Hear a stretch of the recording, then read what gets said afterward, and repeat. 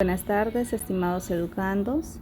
En este momento les comparto lo que es la explicación que estaremos abordando en relación a la temática que corresponde a esta semana, y es que vamos a hablar sobre el ADN, la molécula de la herencia.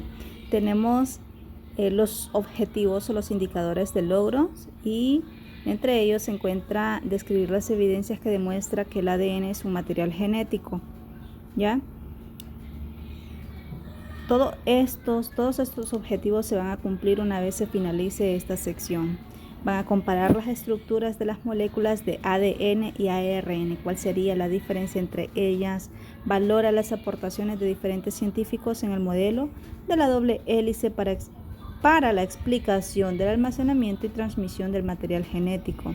También van a resumir cómo se replica el ADN y determina algunas características únicas del proceso. Además, van a explicar las funciones de las enzimas que intervienen en la replicación del ADN. Todo esto se cumplirá una vez que se finalice esta sección, denominado ADN, la molécula de la herencia. Van a desarrollar esta actividad previa en su libreta. Recuerden elaborar su portada respectiva, que es la genética. Cada una de estas preguntas usted la debe de responder según su consideración. No hay necesidad de estar buscando en otras fuentes de información para poderlas contestar. Recuerde que en este caso, tenga o no la razón, las preguntas estarán bien, no serán penalizadas, ya que lo que se está midiendo es realmente no se mide el conocimiento, pero sí se está tratando de comprender qué es lo que usted sabe en relación al tema. La otra pregunta: ¿por qué es importante estudiar genética? ¿Será importante? Bueno, ¿qué es el ADN y en qué parte de la célula se encuentra? ¿Para qué se utiliza la prueba del ADN?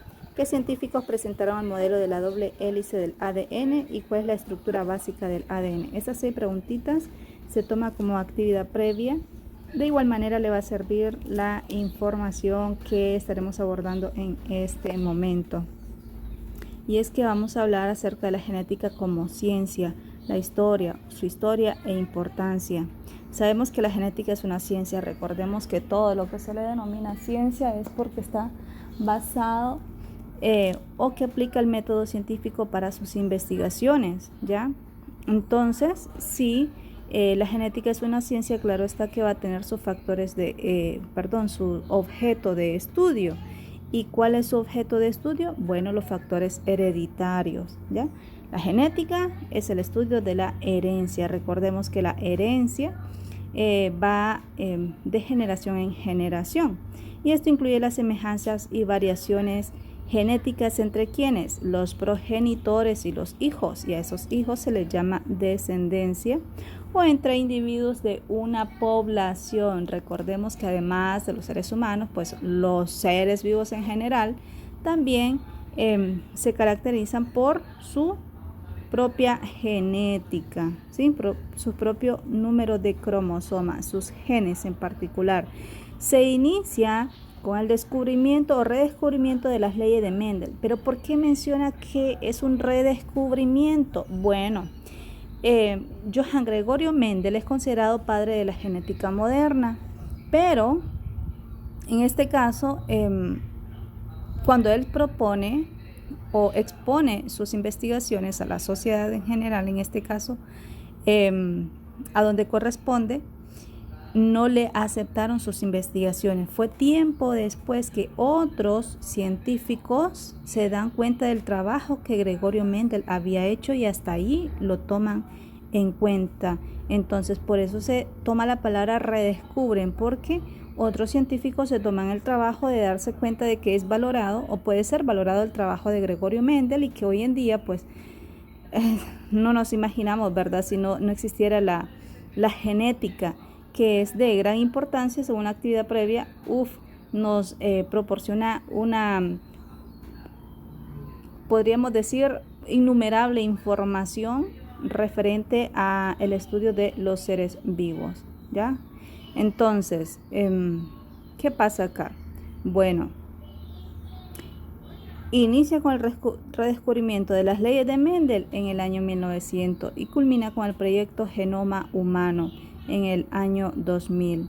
Ya en 1866, el monje austríaco Gregorio Mendel, considerado padre de la genética moderna, publica su obra acerca de la herencia genética a partir de estudios con chícharos.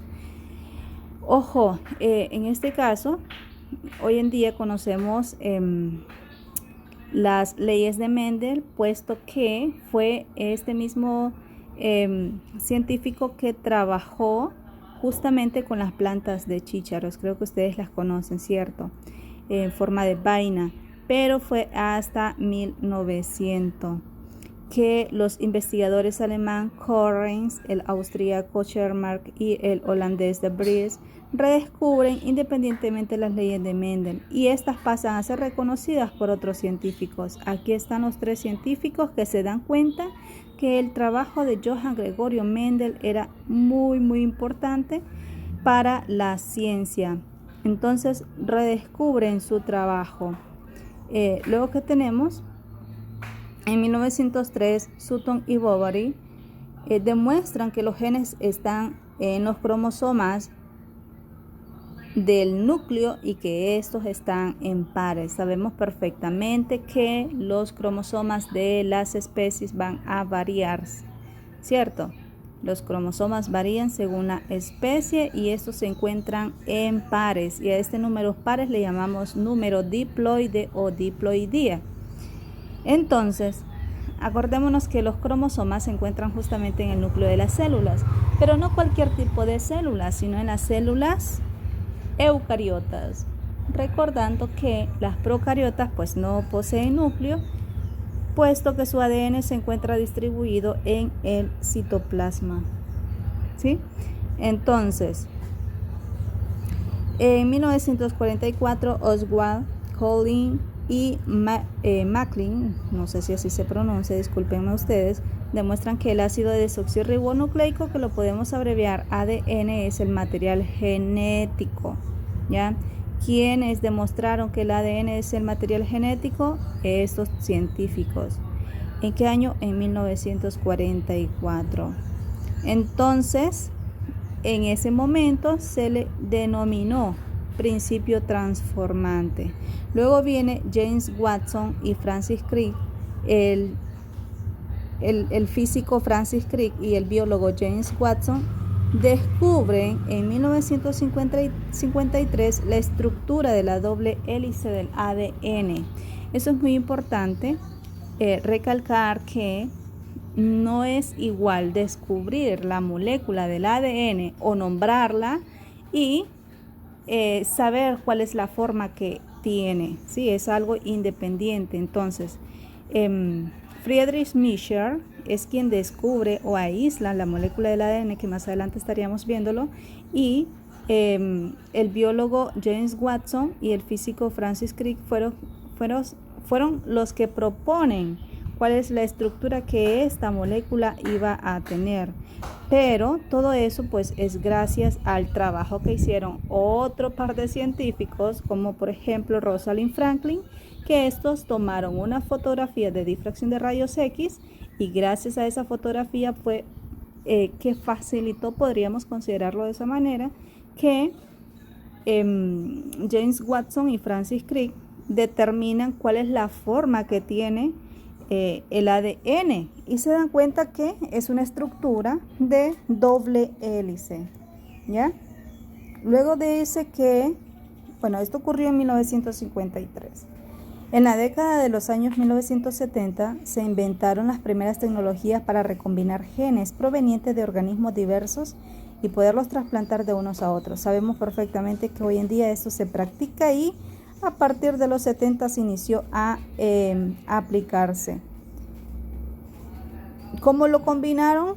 ¿Cómo se iban a trasplantar organismos? Pues entre bacterias a plantas o a animales y viceversa. Imagínense ustedes. En el siglo XX terminó con la publicación de la secuencia del ADN que forma el genoma humano. Hablar del genoma humano es un tema bastante interesante.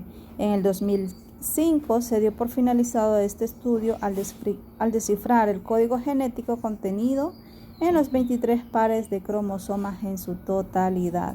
De hecho, cuando nosotros estamos observando los 23 pares de cromosomas que hacen un total de 46, en conjunto, al observar una imagen de estos cromosomas se le llama cariotipo humano. Ahí podemos ver cuál es la posición que tiene cada cromosoma, la posición del centrómero, ¿ya? Recuerden, ¿verdad? El cromosoma se clasifica según la posición del centrómero en metacéntrico, submetacéntrico, acrocéntrico y telocéntrico, que es bastante difícil poder encontrar un cromosoma en posición telocéntrico. En el cariotipo humano lo podemos observar fácilmente. Luego que tenemos que los descubrimientos de la genética teórica estuvieron acompañados a través del siglo por avances en la citogenética, bioquímica y la teoría de la evolución. Los avances influidos por la genética ocurrieron en campos como la agricultura y la ganadería, así como también en la medicina y su práctica. Así que nos damos cuenta que desde los años 70 empezó a practicarse la, podríamos decir, recombinación de genes. De hecho, hoy en día podría hasta considerarse la práctica de las características que una persona desearía que su descendencia tuviera, ¿ya? Bueno, a ese amplio estudio pues lo dejamos a cargo de la ingeniería genética. A continuación encontramos algo de información en relación a las aplicaciones que tiene la genética en el campo de la ganadería, la agricultura, ¿ya? Entonces tenemos que la selección artificial cultivada en animales domésticos guiadas por la genética resultó en avances de gran consecuencia económica, como el aumento de la producción y la introducción de caracteres deseables en las cosechas de granos, frutas y fibras, y los aumentos espectaculares en producción de leche en vacas y ovejas, el número de huevos por gallina y el contenido de grasa y el rápido incremento de peso en el ganado vacuno, ovino y porcino. Imagínense ustedes en una sociedad, bueno, imaginemos en Kirguistán, vamos a decir aquí en el casco urbano, ha aumentado el índice de natalidad, existe una sobrepoblación, pero los recursos para poder mantener o que esta población pueda sobrevivir en la parte de poder subsistir, en la parte de la alimentación, poder cubrir las necesidades en los hogares. Imagínense que existieran pocos supermercados, digamos que solo existan 2 nada más, ¿sí?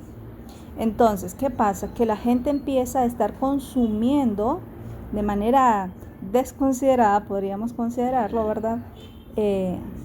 Estar yendo a comprar de manera frecuente, por ejemplo, huevos, fruta, verduras, carnes, y ustedes saben perfectamente que para que los huevos, para que la gallina ponga huevos se necesitan un par de días, para que el plátano madure se necesitan días, para que el ganado pueda engordar se necesitan días. Pero ¿qué pasa? La población está desesperada de que el consumidor necesita adquirir ese producto. Entonces, ¿qué es lo que hace el vendedor? Pide a sus proveedores, a sus productores que por favor aceleren ese proceso porque la gente está loca consumiendo de manera descontrolada esos productos, ¿sí? Porque no hay suficientes locales para poder suplir o para poder cubrir ese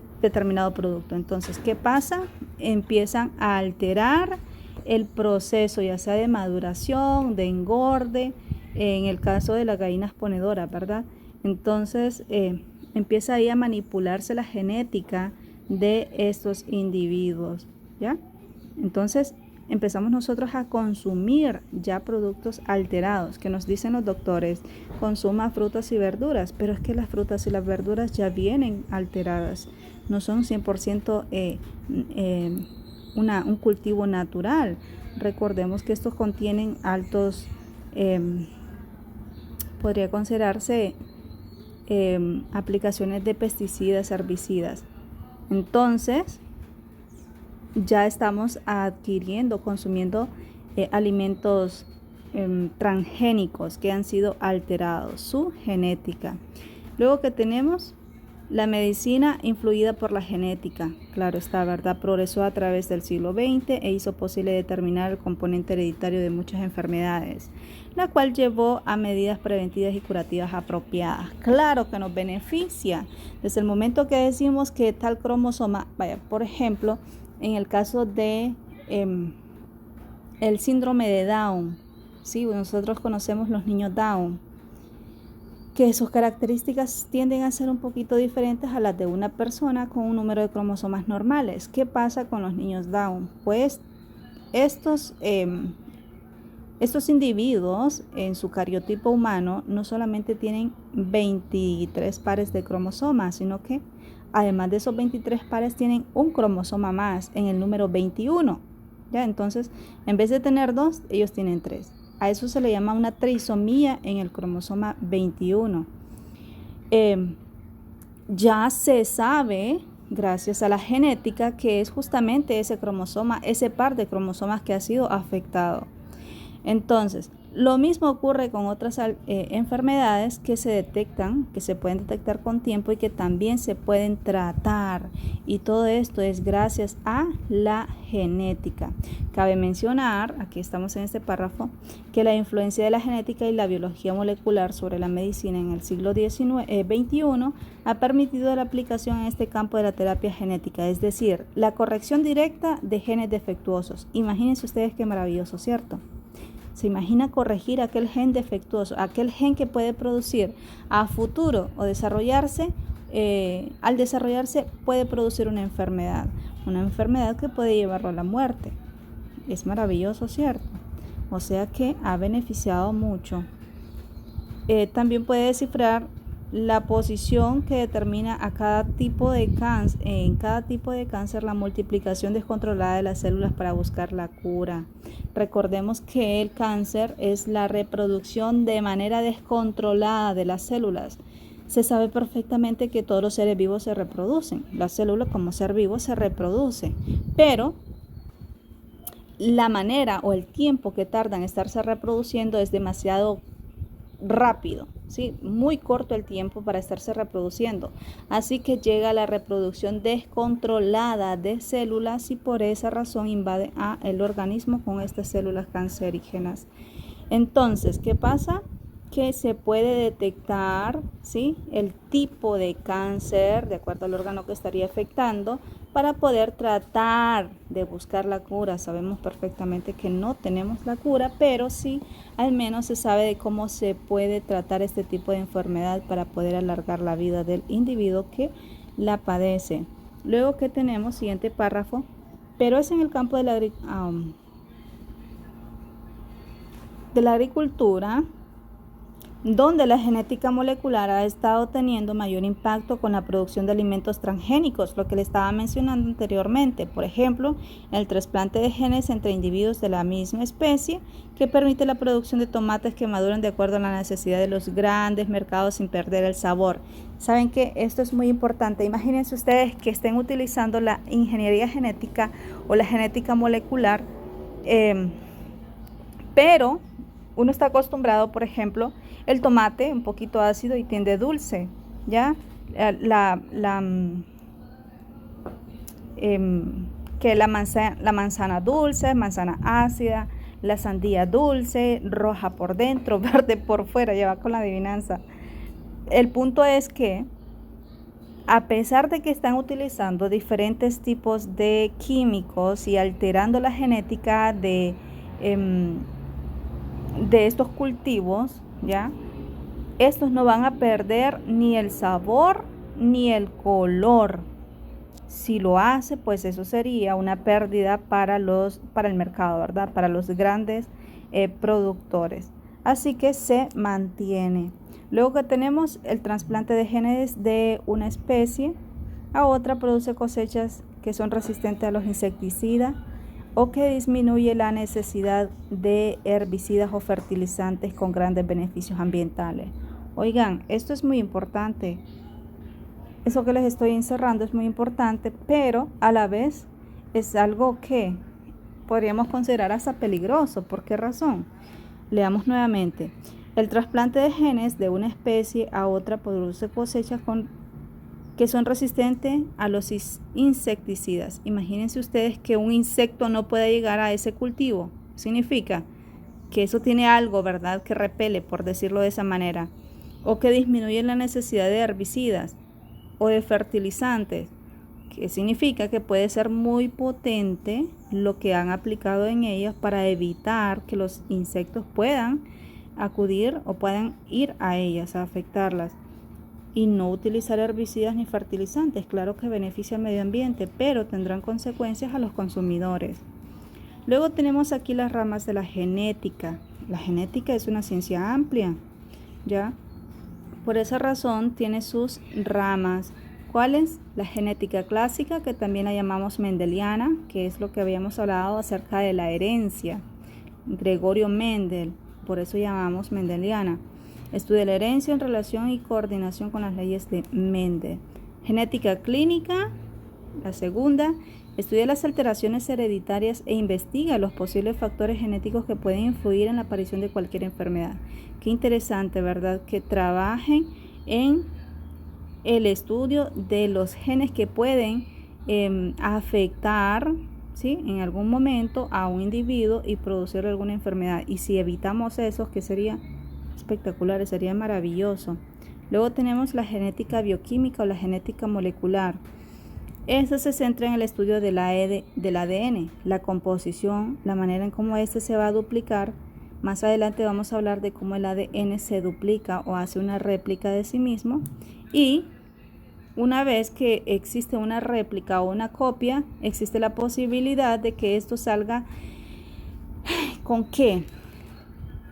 Que no salga una copia idéntica. Y al no salir una copia idéntica, pues se le llama una mutación.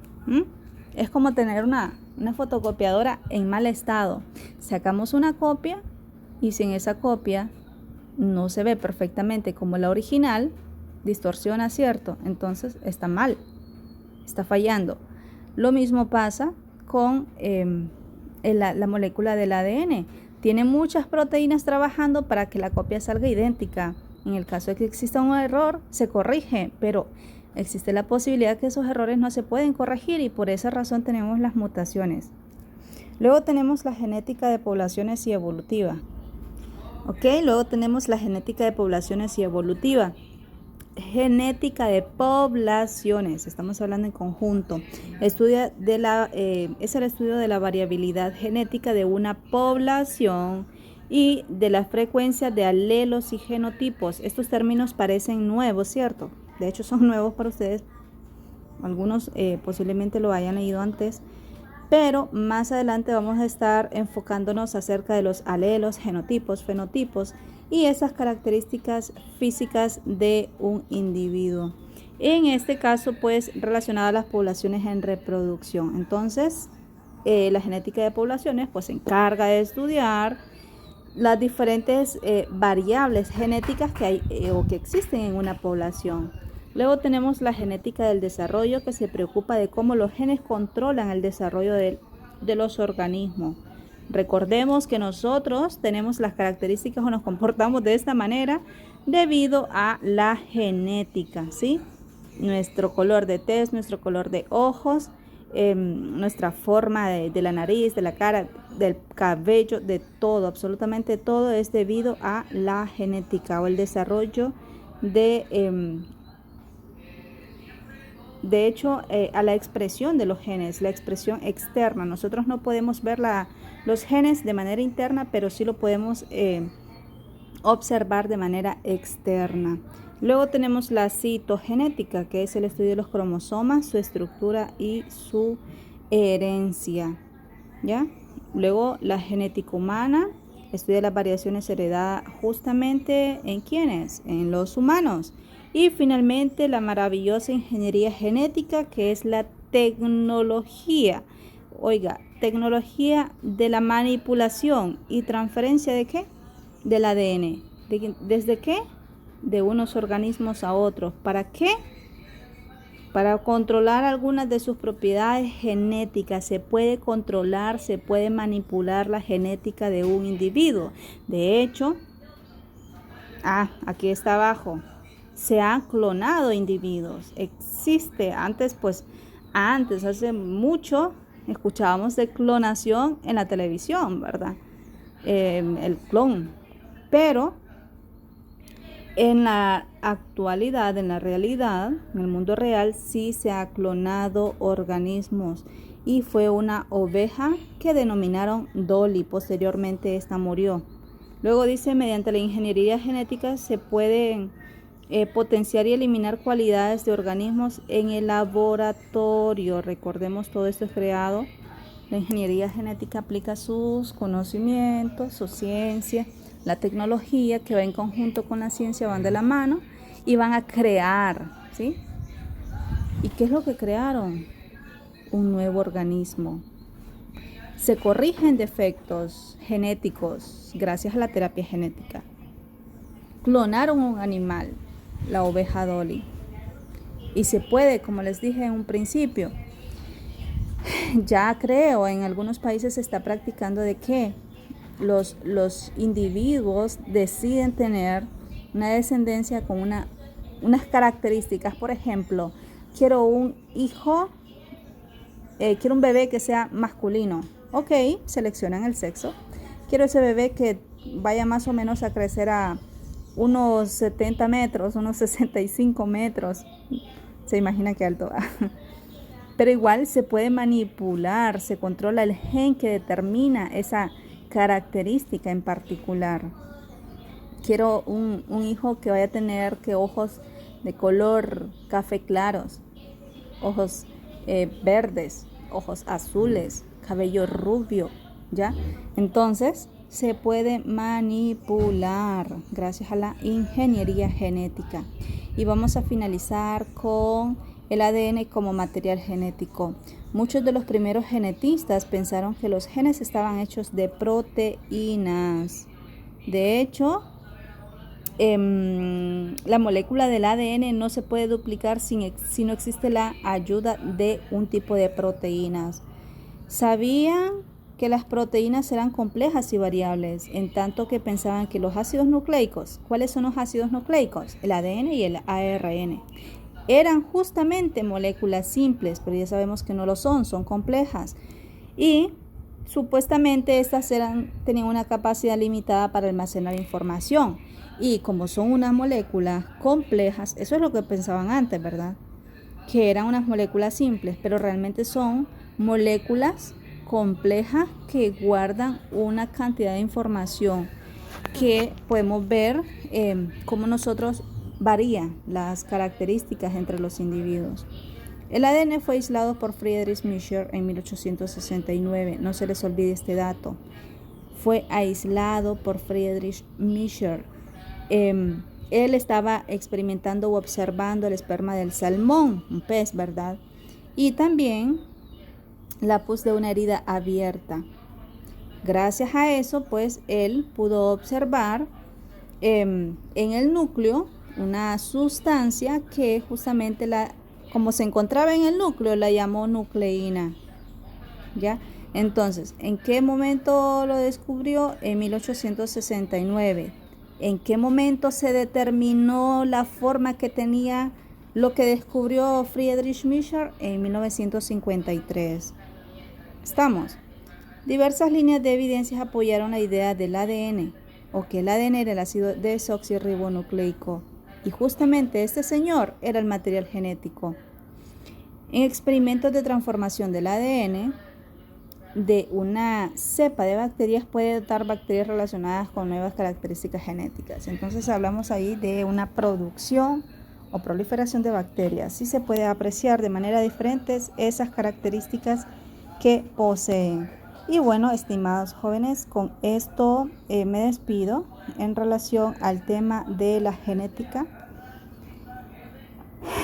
Y recuerden que si tienen alguna duda, pues me lo pueden hacer llegar su consulta a través del WhatsApp. Tengan ustedes una buena tarde.